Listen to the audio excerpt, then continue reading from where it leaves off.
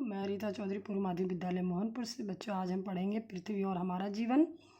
Class है 8th, part 2, कृषि एवं सिंचाई, भाग है 2।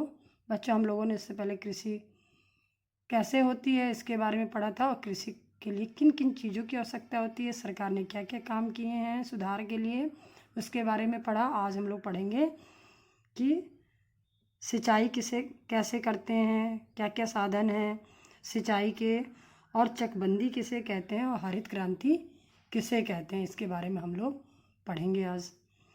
अच्छा, एक रंग के चौकोर खाने एक व्यक्ति के इधर उधर बिखरे खेत हैं। साथ के सादे खानों में अलग अलग व्यक्तियों के बराबर खेतों को मिलाकर एक जगह करने पर एक व्यक्ति के खेत एक साथ होने से बड़े बड़े खेत हो गए। इसे ही चक या चक काटना कहा जाता है। चकबंदी द्वारा इधर उधर बिखरी खेत की जमीन के बराबर खेत किसानों को एक स्थान पर दिया जाता है, जिसे हम चकबंदी कहते हैं। जैसे बच्चों, ये है खेत, जैसे मतलब एक किसान का खेत एक यहाँ है, एक टुकड़ा यहाँ है, एक यहाँ और एक यहाँ। इस तरह से बिखरे हुए खेती करने पे फसल उत्पादन अच्छा नहीं होता है, और जगह जगह जाने पे समय भी अधिक खर्च होता है किसान के लिए। इसलिए सरकार ने किया कि इसको चक बनाकर, यानी एक ही जगह किसान को हम खेत दे दें, तो इससे उसे समय की बचत होगी और फसल भी एक जगह अधिक होगी। इस तरह से उसने जैसे यहाँ बना दिया। अब ये है, मान लीजिए ये किसान है,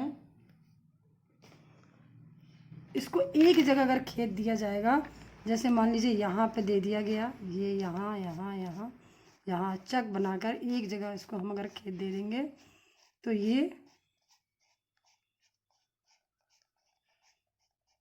एरिया इसको आसानी से एक जगह वो आसानी से खेती कर सकता है, और उसे सुविधा भी होगी और समय की बचत भी होगी। इस तरह से चक बना करके एक एक व्यक्ति को डिवाइड किया गया।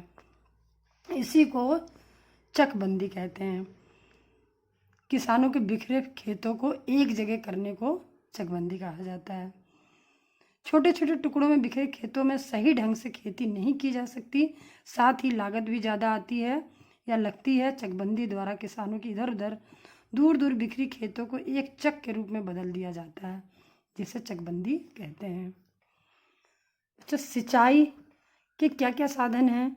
सिंचाई के लिए बहुत आवश्यक है, कृषि के लिए सिंचाई बहुत ही आवश्यक है, क्योंकि भारत में वर्षा की मात्रा और समय दोनों ही अनिश्चित है, वह असमान है। साल में अच्छा फसल और एक से अधिक फसल उगाने के लिए सिंचाई की आवश्यकता होती है। कुएं और बावड़ी, तालाब सिंचाई के लिए प्राचीन साधन है। दक्षिण के पठारी भागों में तालाब अधिक है। आजकल अधिक मात्रा में पानी प्राप्त करने के लिए नलकूप लगाए जाते हैं।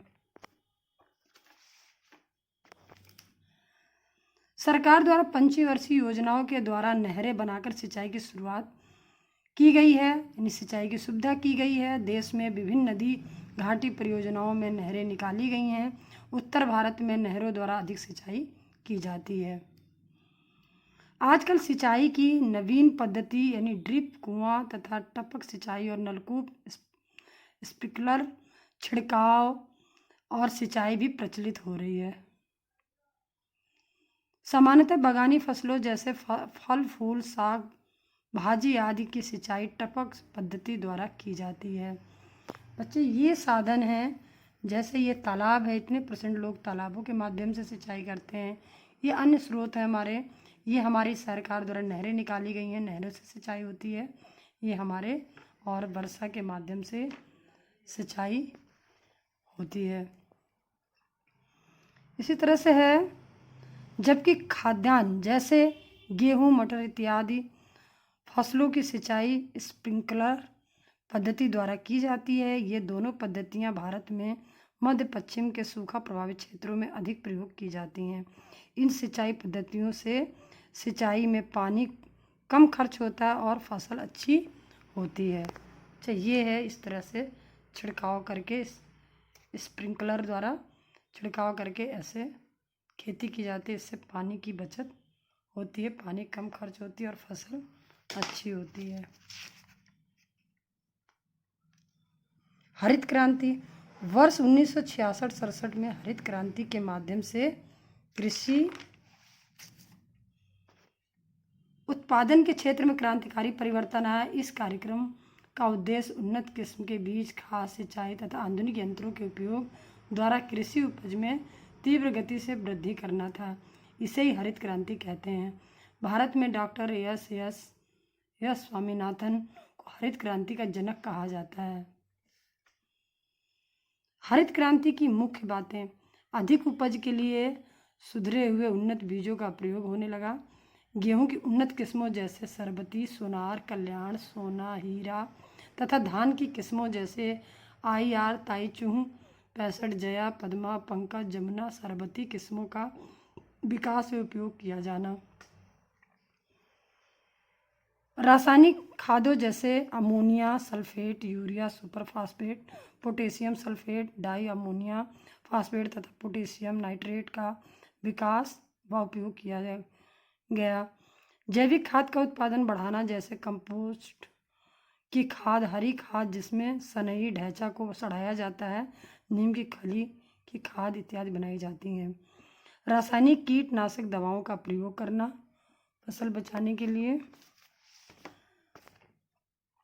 कृषि यंत्र जैसे ट्रैक्टर, थ्रेसर आदि का प्रयोग करना। फसलों की सिंचाई के लिए नलकूप, नहरों तथा तालाब आदि बनाने का कार्य किया गया। इन सब के प्रयोग द्वारा उत्पादन बढ़ाने का प्रयास ही हरित क्रांति है। हरित क्रांति का दूसरा पहलू: रासायनिक कीटनाशकों और उर्वरकों के प्रयोग से पैदावार बढ़ी है, लेकिन इसका प्रभाव लंबे समय तक बना रहता है। भोजन चक्र में जिस प्रणाली द्वारा इसका प्रयोग किया जाता है, यह रसायन उनको प्रभावित करता है। DDT का प्रयोग चारे के माध्यम से गाय तक, फिर उसे गाय के दूध के माध्यम से उसे पीने वाले प्राणी तक पहुंच जाता है। इसमें से कुछ रसायन ऐसे हैं जो घातक बीमारियों को जन्म देते हैं, जो हमारी रोग प्रतिरोधक क्षमता को कम कर देते तथा मिट्टी और जल स्रोत को प्रदूषित करते हैं। हरित क्रांति का सर्वप्रथम प्रयोग डॉक्टर विलियम गॉड ने किया था। गृह कार्य, जिससे संबंधित कुछ गृह कार्य दिए हैं। भारत में चकबंदी से क्या लाभ हुए हैं? हरित क्रांति क्या है, इसके प्रभावों को लिखिए। दूसरा है रिक्त स्थानों की पूर्ति कीजिए। कृषि कार्य में कृषि के साथ साथ क्या क्या शामिल किया गया था, अभी हम लोगों ने पढ़ा था। पशुपालन, मुर्गी पालन, मत्स्य पालन को भी कृषि में शामिल किया गया है। गन्ना भारत की कैसी फसल है, तो मुख्य फसल है, तो हम यहाँ मुख्य भर लेंगे। चावल के लिए अधिक गर्मी किसकी आवश्यकता है? अधिक गर्मी तथा अधिक पानी की आवश्यकता होती है, तो ये हम लोग इसमें अच्छा आप लोग भी भर लेना। खरीफ की फसलें वर्षा ऋतु में बोई जाती हैं और शीत ऋतु में काटी जाती है, उन्होंने पीछे पढ़ा था, अपनी कॉपी में भर लेना लिख करके। भारत में सिंचाई के सबसे प्रचलित साधन कौन से हैं? तो नलकूप है, तो हम नलकूप भर सकते हैं यहाँ पर खाली जगह भरा हुआ लिख लेना आप लोग भी। सही पर सही का चिन्ह और गलत पर गलत का चिन्ह लगाइए। जैसे सोनार व सरबती धान की उन्नत किस्में हैं, सही है तो आप सही का चिन्ह लगा देंगे इसमें। खाद्य संरक्षण के लिए शीत गृहों का निर्माण किया गया, तो ये सही है, तो इस पर भी सही का निशान। चकबंदी में किसानों के खेत अलग अलग बिखेर दिए जाते हैं, ये गलत है, क्योंकि चकबंदी में किसानों को खेत, अभी हमने बताया था कि एक जगह दिया जाता चक बना करके, तो ये हमारा गलत है आंसर। उत्तर भारत में नहरें सिंचाई का प्रमुख साधन है, तो अभी हम लोगों ने पढ़ा था कि उत्तर भारत में अधिकतर सिंचाई इसी से किया जाता है, नहरों द्वारा, तो ये सही है, तो इसमें हम सही का से लगा देंगे। इस तरह से हम लोग ये कॉपी में कर सकते हैं। अच्छा, इसी के साथ ये पाठ खत्म होता है 2। धन्यवाद बच्चों।